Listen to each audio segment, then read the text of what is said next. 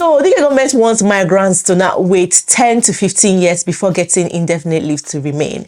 And one of the biggest reasons they gave is that it might save the government up to £10 billion.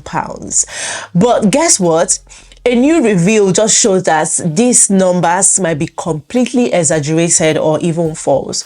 So the real question now is, why does migrants have to sacrifice 5 to 10 extra years for savings that might not even exist? So let's go into the details of all of this and break down this new review in today's video. Now, under the proposed immigration reform, as some of you might already know, the government is planning to extend the time for ILR, that's indefinite leave to remain, for people in the UK to 10 years, okay? Because recently it is 5 years, but government is planning to extend it to 10 years and for some people 15 years and for some others even 20 years, right? And one of the reasons they gave is that it's going to save the government up to £10 billion, okay? More people will take longer to get settled in the UK, thereby making fewer people or allowing fewer people to apply for indefinite leave to remain, which will technically reduce public costs or save the government money, right? And in this new proposal, they're also saying that once someone gets indefinite leave to remain, you will still not have access to public funds or benefits except you become a British citizen, right? So, but if they make this happen and make this extension, make people wait longer, then this is how much it will likely save the government. So this is exactly what the government have been holding on to, right? But now, new information that was published by Guardian just show that these figures might actually be exaggerated. They broke it down. Let's go into the details quickly. So here, Mahmoud's migration changes will deliver fraction of claimed savings, data suggests, okay? Shabana Mahmoud's migration changes are expected to save just £600 million, about 6% of the £10 billion the Home Secretary claimed, according to the government's own data. So under the plan, which the government have obviously that most people now have to wait for 10 years rather than the existing 5 years, which the Home Secretary argued would save costs in public services. But only a fraction of the figure the Home Secretary suggested will be saved by the changes, according to data from the Migration Advisory Committee obtained via a Freedom of Information request. So this new information just revealed that this might actually be false.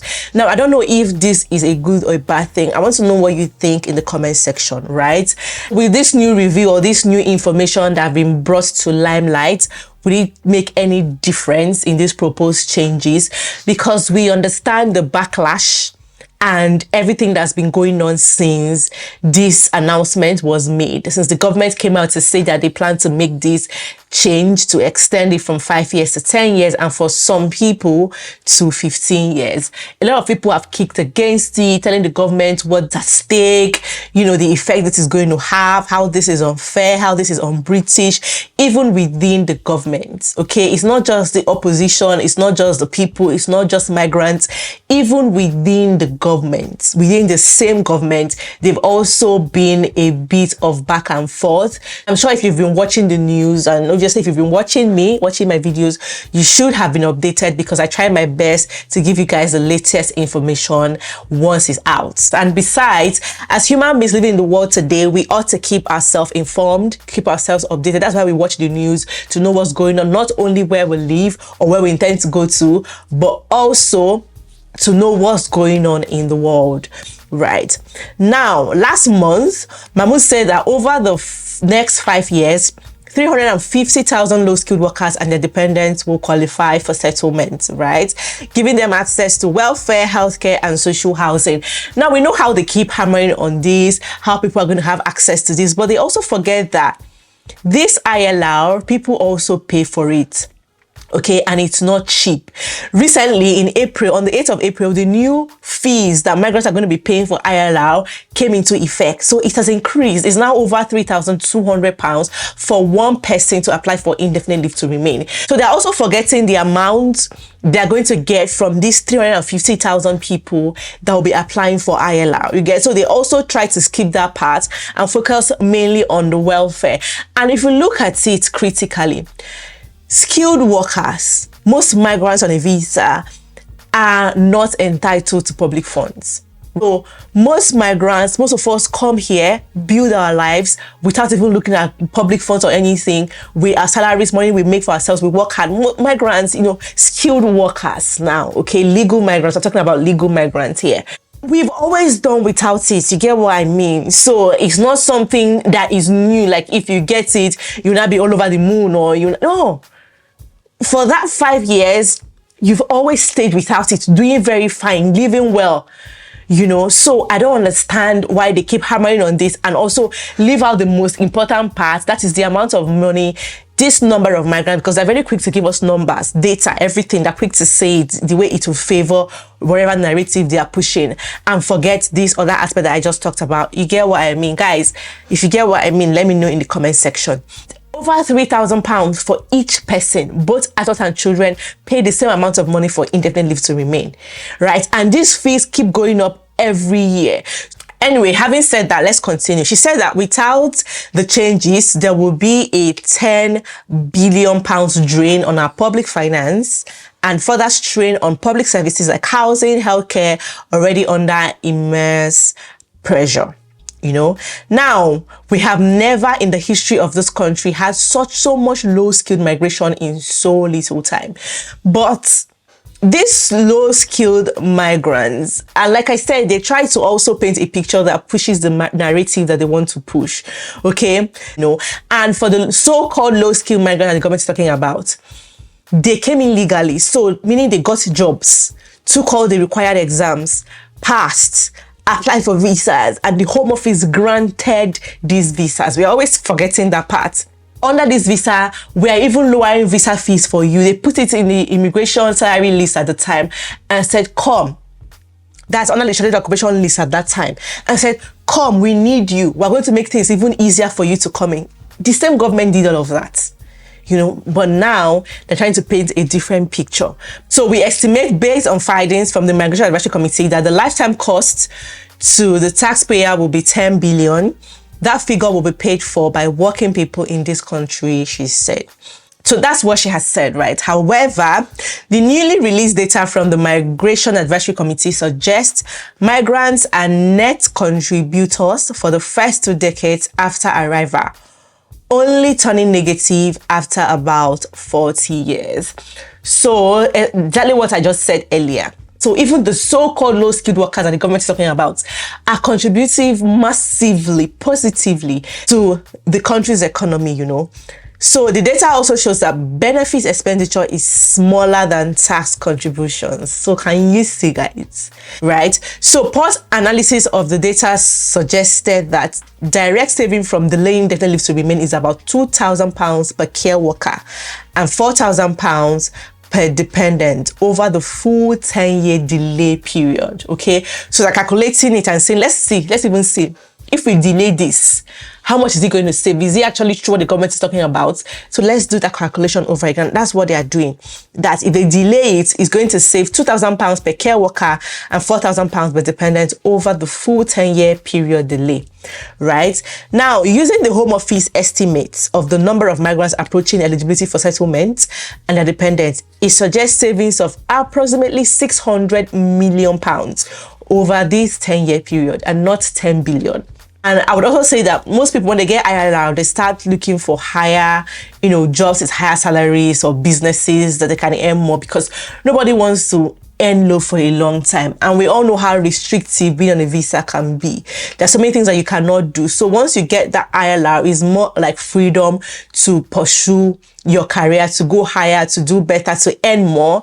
And we know that in the UK, if you're earning more, it means you're paying more tax. So Pulse said that the Home Office claimed that her proposals are necessary to save 10 billion have now been thoroughly debunked by the government's own data. In fact, care workers and their dependents threaten the public finances for at least the first 2 decades after arrival. And any savings from restricting their access to benefits are likely to be small.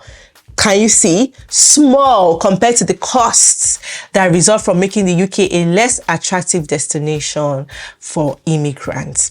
So I didn't say this it is here. You guys can read it all for yourself, you know. We also saw one time, I think in my previous video, where I shared with you all that the Prime Minister is also considering whether to exclude more people. You know, he is looking at whether to exclude migrants working in the public sector from the changes, as well as those who are on the verge of being settled. I've shared that with you. You can watch it if you haven't, okay?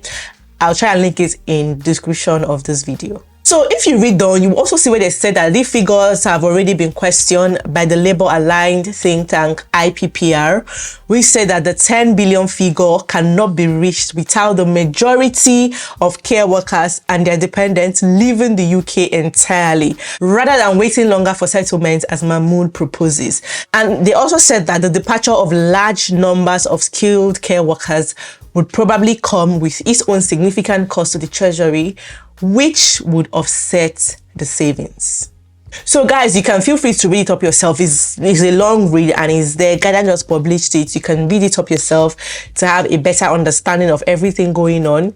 And I just thought to share with you guys. Immediately I saw it, I just felt, why not share with my audience? Because it's good for you guys to see and everybody to understand where we're at, what's going on, and what is expected.